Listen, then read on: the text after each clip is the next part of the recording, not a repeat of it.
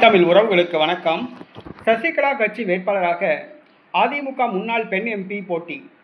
சசிகலா கட்சி வேட்பாளராக அதிமுக முன்னாள் எம்பி போட்டி என்ற தலைப்பில் இந்த காணொலியை காண்கிறோம். சசிகலா வயது 75 வயதாகிவிட்டது.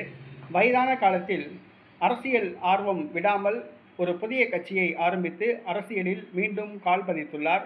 ஒரு 9 ஆண்டு காலம் கழித்து மீண்டும் அவர் அரசியலுக்கு வந்துள்ளார். புரட்சித் தலைவர் மக்கள் முன்னேற்ற கழகம் என்ற ஒரு கட்சியை ஆரம்பித்துள்ளார்.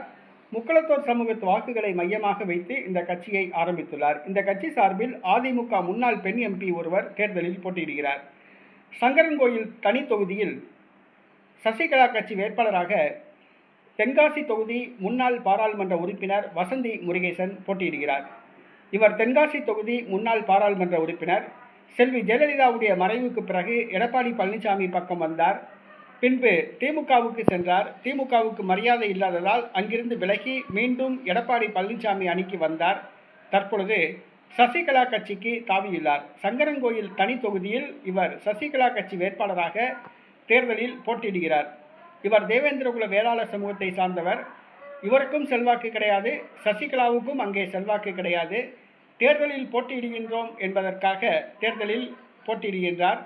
தேர்தலில் சசிகலா கட்சி வேட்பாளராக போட்டியிட்டால் தேர்தல் செலவுக்கு சசிகலா ஏதாவது பணம் கொடுப்பாப்ல, அதை கொஞ்சம் சரியாக கரெக்ட் பண்ணிக்கலாம் அப்படிங்கிறதுல வசந்தி முருகேசன் போட்டியிடுகிறார். மற்றபடி அவர் தேர்தலில் உண்மையாக போட்டியிடலை.